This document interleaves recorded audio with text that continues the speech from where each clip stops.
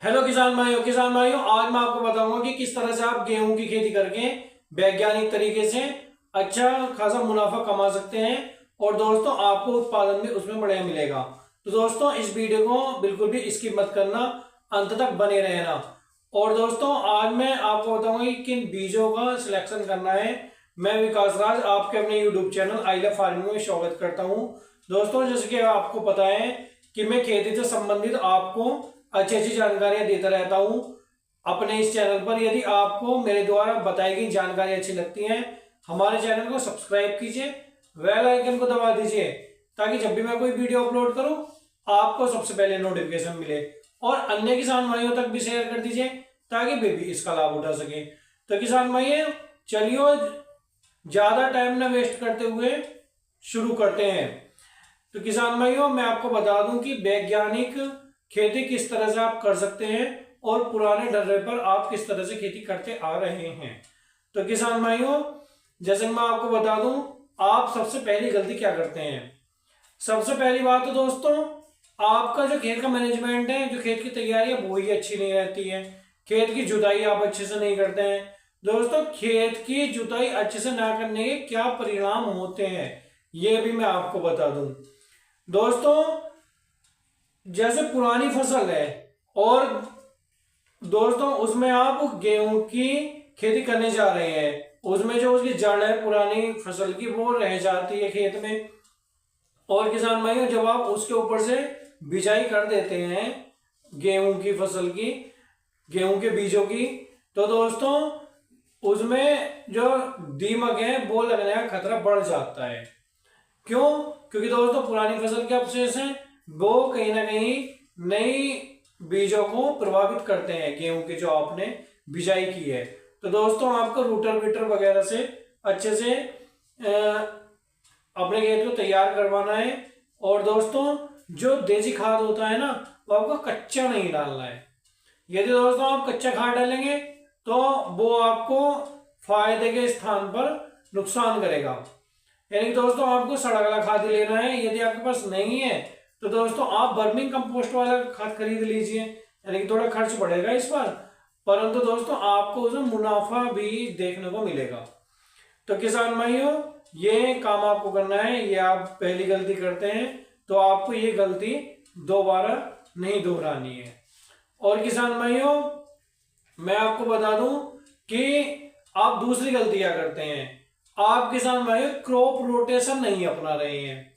यानी कि जैसे आप किसान भाइयों एक बार अगर गेहूं की खेती कर देते हैं, फिर दोबारा गेहूं की खेती करते हैं, फिर दोबारा गेहूं की खेती करते हैं, तो दोस्तों ये आपको नहीं करना है। क्योंकि दोस्तों क्रॉप रोटेशन आपको अपनाना है, नहीं तो दोस्तों आपकी जो फसल है वो अच्छी नहीं होगी। तो दोस्तों क्रॉप रोटेशन अपनाइए और आपकी फसल जो है वो अच्छी होगी। और किसान भाइयों आपको मैं ये भी बता दूं कि जब आप अपने खेत की जुताई करते हैं तो दोस्तों आपको पहले पलेवा करना है। और दोस्तों पलेवा के समय जो आपका जो खरपतवार है वो बाहर निकल आएगा, तो दोस्तों आपको उसकी निराई गुड़ाई करवा देनी है। यानी कि दोस्तों किसान भाइयों जो हमारा किसानी का काम होता है उसमें मेहनत तो रहती ही है। तो दोस्तों आप मत लगाइए दवाई, हाथ से कर दीजिए। ये जो निराई गुड़ाई होती है हाथ से कर लीजिए। तो किसान भाइयों ये मैंने आपको दो गलतियां बताई हैं, ये आपको नहीं दोहरानी है। और किसान भाइयों आप तीसरी गलती जो करते हैं वो करते हैं आप खाद देने में। यानी कि दोस्तों जो रासायनिक खाद होते हैं वो देने में आप गलती करते हैं। तो किसान भाइयों आपको खाद वगैरह किस तरह से देने हैं। जैसे दोस्तों आप रासायनिक खाद वगैरह देते हैं तो किसान भाइयों आपको उन्हें संतुलित मात्रा में देना है। जैसे आप डीएपी, एसएसपी और यूरिया वगैरह लगाते हैं रासायनिक खाद में बेसिक तौर से, तो दोस्तों आपको ये किस तरह से लगाना है। जैसे आप 40 किलो यूरिया लगा रहे हैं तो 40 किलो ही एसएसपी लगाना है और 40 किलो ही डीएपी लगाना है। यानी कि मात्रा आपको घटानी बढ़ानी नहीं है। जैसे आप देखते हैं कि यूरिया के दाम कम है तो आप उसकी मात्रा बढ़ा देते हैं। दोस्तों ऐसा नहीं करना है, आपको एक संतुलित मात्रा में खादों का उपयोग करना है। और दोस्तों आपको पोटास लगानी है अपने खेत में दोस्तों लगभग 25 से 30 किलो। पोटास से दोस्तों क्या होता है पोटाश से जो आप माइक्रो न्यूट्रिएंट खेत को लगाते हैं वो पौधे तक जा पाते हैं जड़ों के द्वारा। पोटाश का ये काम होता है। और दोस्तों एक होता है फास्फोरस। फास्फोरस का काम क्या होता है दोस्तों, ये भी दोस्तों जो पौधा है उसकी परवरिश होने में अच्छी भूमिका निभाता है फास्फोरस। तो दोस्तों आपको फास्फोरस लगाना है, 25 से 30 किलो लगाना है ये भी। और दोस्तों ये आपको जो पोटाश है क्लोरोफिल का भी काम करता है बढ़ाने का, तो दोस्तों ये आप लगाइए। और दोस्तों एक होता है सल्फर। आप दोस्तों सल्फर लगाइए केवल 2 से 3 किलो, ये आपको लगानी है। और किसान भाइयों आप देखेंगे आपका जो पौधा है वो बहुत ही जबरदस्त होगा आने वाले समय में। और किसान भाइयों आपको जो पहली सिंचाई करनी है वो करनी है आपको दोस्तों 21 से 30 दिन के अंतराल पर। और किसान भाइयों अब मैं आपको बताऊंगा कि आपको वैरायटी का कैसे सिलेक्शन करना है। तो किसान भाइयों वैरायटी का आपको कैसे सिलेक्शन करना है, वैरायटी आपको कैसे चुननी है, तो किसान भाइयों मैं आपको बता दूं कि वैरायटी आपको इस हिसाब से चुननी है अपनी एरिया के हिसाब से।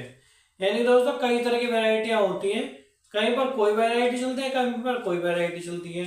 तो दोस्तों आप अपने जगह के हिसाब से चुनिए कि हमें कौन सी वैरायटी का चुनाव करना है। और दोस्तों किसी आप क्षेत्र विशेष में रहते हैं और आपको कोई दिक्कत आ रही है तो दोस्तों आप मुझे कमेंट करके पूछ सकते हैं कि हमें कौन से बीज चुनने चाहिए। तो दोस्तों ये एक दिक्कत होती है कि कोई भी किसान ये सोचता समझता नहीं है कि हमारे एरिया में कौन सा बीज बढ़िया होता है, बस दोस्तों बो देते हैं। वे सोचते हैं कि वहां बढ़िया हुआ है तो यहाँ भी बढ़िया होगा। दोस्तों ऐसा नहीं होता है।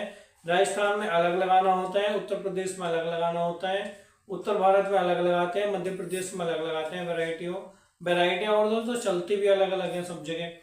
तो दोस्तों ये आपको ध्यान रखना है, ये भी आप बहुत बड़ी गलती करते हैं किसान भाइयों। और किसान भाइयों आप अगली गलती क्या करते हैं, जिससे आप सीड ट्रीटमेंट नहीं करते हैं।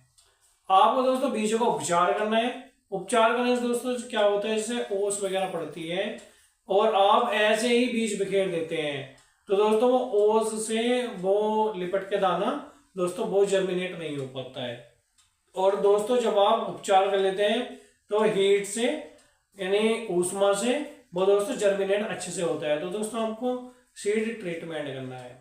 और किसान भाइयों अब मैं आपको बताऊंगा कि आपको बीज किस हिसाब से लेने हैं। तो किसान भाइयों आपको बीज कैसे लेने हैं, जैसे कुछ किसान भाई क्या करते हैं कि एकदम से जोश खरोश में 70 से 80 किलो बीज डाल देंगे 1 एकड़ में। तो दोस्तों आपको ऐसे नहीं डालना है, ऐसे बीज नहीं डालने हैं। आपको दोस्तों क्या करना है कि जैसे आपकी अगेती फसल है, अगेता आप बो रहे हैं, तो दोस्तों आपको 40 किलो के लगभग लेना है पर एकड़ के हिसाब से। और दोस्तों यदि आपकी फसल पछेती हो गई है तो दोस्तों आप 50 किलो ले लीजिए। तो दोस्तों ये बीजों का सिलेक्शन होता है, सही मात्रा होती है। और यदि अब भी आपको कोई डाउट है, कोई दिक्कत है, तो दोस्तों आप मुझे कमेंट कर सकते हैं। डिस्क्रिप्शन में मेरा मोबाइल नंबर है। बस दोस्तों आज की वीडियो में इतना ही। धन्यवाद।